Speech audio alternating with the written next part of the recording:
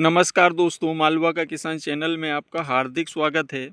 हमारे बहुत सारे किसान भाइयों की समस्या है कि गेहूं की फसल में जो झंडा पत्ता निकल रहा है वो कुछ इस तरीके से रस्सी की तरह लिपटा हुआ निकल रहा है और कुछ किसान भाइयों के यहाँ पर जो बालियाँ निकल रही है वो भी लिपटी लिपटी सी निकल रही है। तो ये क्या कारण है कि किस कारण से ये जो झंडा पत्ता है इस तरीके से लिपटा हुआ सा गोल गोल राउंड घूमा हुआ सा निकल रहा है। तो ये बहुत सारे किसान भाइयों की समस्या है। इन ये किस कारण से निकलता है और इससे कितना नुकसान होगा और इसका समाधान क्या है, ये सारी चीज़ें हम आज के वीडियो में आगे समझने वाले हैं। तो जो किसान भाई हमारे चैनल पर नए आए हैं या पहली बार आए हैं तो वो हमारे इस चैनल को सब्सक्राइब कर दीजिए ताकि हमारे इस चैनल का जो नोटिफिकेशन है वो आपको मिलता रहे और गेहूं से जुड़ी हुई विभिन्न प्रकार की जानकारियों के वीडियो आपको आगे भी मिलते रहें। तो करते हैं दोस्तों आज के वीडियो की शुरुआत। तो सबसे पहले इसको समझते हैं कि ये जो झंडा पत्ता है इस प्रकार से राउंड में गोल गोल घूमे हुए बिल्कुल रस्सी की तरह लिपटे हुए क्यों निकल रहा है, ये क्यों निकलता है, किस कारण से निकलता है। तो दोस्तों और बहुत सारे किसान भाइयों की यहाँ पर बालियाँ भी निकल रही है इसी प्रकार से, बिल्कुल बीच में से राउंड खाई हुई बालियाँ निकल रही है। तो दोस्तों सबसे पहले इसके कारण को समझते हैं। तो इसके कुछ कारण हैं दोस्तों, ऐसे कुछ कारण है, कुछ परिस्थितियां हैं। उसमें सबसे मुख्य रूप से जो कारण है वो है बोरान की कमी। दूसरा कारण है दोस्तों कॉपर की कमी, बोरान की कमी, कॉपर की कमी। और दोस्तों जो सबसे बड़ा एक और कारण इस सत्र में जो सबसे बड़ा फैक्टर रहा है कि दिन का जो तापमान है वो बहुत अधिक होना और रात का तापमान कम होना या ठंडा होना। तो इसकी वजह से भी कहीं ना कहीं ये जो पत्ता है या फसल है हमारी उस फसल पर इफेक्ट पड़ता है। उसके अलावा दोस्तों खरपतवार नाशी भी इसके लिए जिम्मेदार होते हैं। या तो बहुत जल्दी खरपतवार नाशी का स्प्रे कर दिया या फिर बहुत लेट खरपतवार नाशी का स्प्रे करना। जैसे कि इधर झंडे पत्ते की फसल तैयारी कर रही थी कि झंडा पत्ता अब निकलेगा, बालियां निकलने की अवस्थाएं स्टार्ट होती है, झंडा पत्ते की अवस्था स्टार्ट होती है और उस समय खरपतवार नाशी का स्प्रे कर देना। उसकी वजह से भी कहीं ना कहीं कुछ लेट, जिस समय उसको निकलना था उस समय ना निकल कर कुछ लेट वो झंडा पत्ता निकलता है। या फिर जो सिंचाइयाँ हैं, सिंचाइयों में थोड़ा सा खींच लग जाना, ज़्यादा खींच लग जाना और उसके बाद समय से फसल को पर्याप्त मात्रा में पोषक तत्वों का नहीं मिलना भी इस प्रकार की समस्या के लिए जिम्मेदार कारण होता है दोस्तों। अब हालांकि इस सत्र में अगर देखा जाए तो दो समस्याएं सबसे ज़्यादा फसलों में देखी गई। वो पहली समस्या थी बोरान की कमी। बहुत सारी जगह शुरुआती समय में ही बोरान की कमी के लक्षण दिखाई देने लगे थे। दूसरा जो तापमान है वो भी जिम्मेदार रहा है। रात का तापमान कम होता था, दिन का तापमान होता था वो बहुत ज़्यादा होता था, जिसकी वजह से हुआ क्या है कि समय से पहले फसल ने समय से पहले ही झंडा पत्ता निकाल दिया, तो वो कारण भी जिम्मेदार रहा है। तो दोस्तों अब इसका क्या समाधान है, किस प्रकार से इसका समाधान करें, क्योंकि अभी झंडा पत्ता ही निकल रहा है दोस्तों। हो सकता है कि जो बालियां हैं वो भी राउंड में निकले और अगर बालियां भी अगर राउंड में निकली तो फिर समस्या वाली बात हो जाएगी, फिर उत्पादन पे बहुत ज़्यादा इफेक्ट पड़ेगा।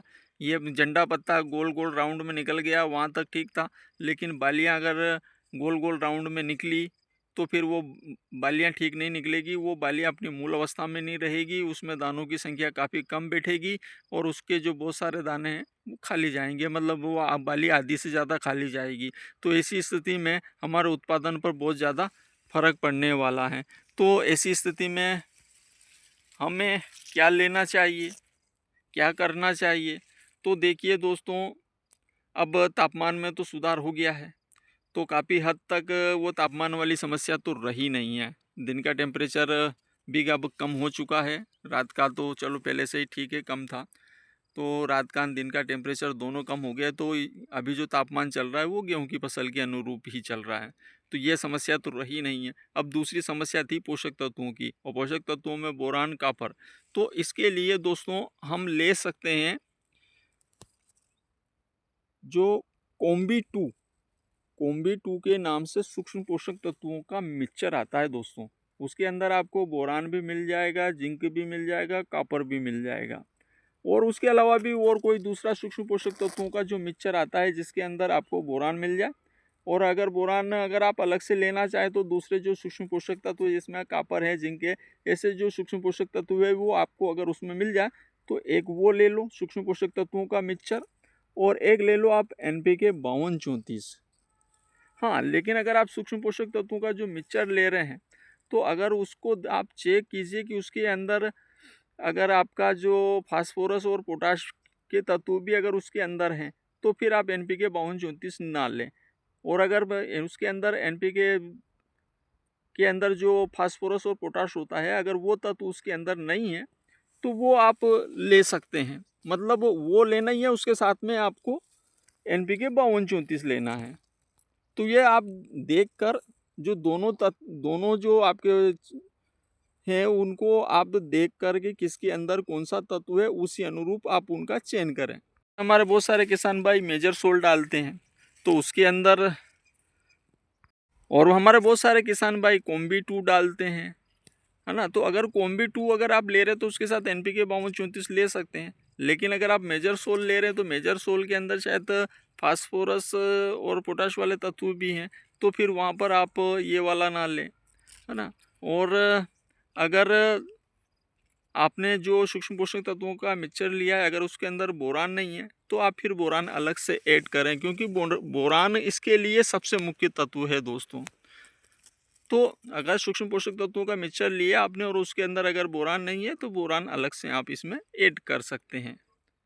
अब ये देखिए दोस्तों, हमने क्या है कि इसको पानी बिल्कुल समय अनुसार दिया है और टेम्परेचर ज़्यादा था, इसलिए इसमें ये समस्या देखने को मिल रही है। लेकिन हमने जो बालियाँ निकलने लगी है बालियों को चेक कर लिया है, बालियाँ राउंड में नहीं है, और उसके पीछे नहीं के पीछे कारण है दोस्तों क्योंकि हमने इसमें स्प्रे कर दिया है, और स्प्रे करे हुए भी हमको 8 दिन हो गए हैं, क्योंकि हमें दिख रहा था कि फसल कमज़ोर है, थोड़ा जल्दी इसने झंडा पत्ता निकाल रही है, और वो उसके पीछे कारण वो तापमान रहा है, वो मौसम रहा है। और थोड़ा सा ठीक है, पानी भी हम लोगों ने समय अनुसार नहीं दिए क्योंकि गर्मी ज़्यादा थी, ज़मीन फट गई थी। लेकिन ठीक है ना, फसल भी ज़्यादा देखिए अब ये हाइट नहीं ली ना, बिल्कुल लेवल में है, बिना PGR के फसल बिल्कुल लेवल में है, और बाली भी ठीक ठाक निकल जाएगी, कोई दिक्कत नहीं है, क्योंकि हमने इसमें स्प्रे कर लिया है। और स्प्रे में हमने NPK 5234, कोम्बी और नेटिव फंगिसाइड और कीटनाशक, ये चीज़ें हमने इसमें इमामेक्टिन जो कीटनाशक है वो हमने इसमें लिया है। ये स्प्रे हमारा गेहूं के अंदर रहा है, और जब स्प्रे किया उसके बाद गेहूं की फसल में बिल्कुल निखार आ गया है, नूर आ गया गेहूं की फसल में। और बालियां अब है कि जहाँ तक मेरे को पूरा विश्वास है कि राउंड में एक भी बाली इसके अंदर नहीं निकलेगी। तो आप लोग देख लीजिए, समझ लीजिए। और अगर इस प्रकार के स्प्रे नहीं ले सकते तो NPK 5234 और बोरान, ये 2 तत्व आप ले लीजिए। तो ये 2 तत्व भी इसके अंदर काफ़ी हद तक काम करेंगे। तो NPK 5234 और बोरान भी हम ले सकते हैं। सबसे मुख्य बोरान है इस कंडीशन के लिए, सबसे मुख्य बोरान है दोस्तों। अगर इस प्रकार से राउंड पत्ते खाए हुए हैं तो आप बोरान ले लीजिए, NPK 5234 ले लीजिए सस्ते में।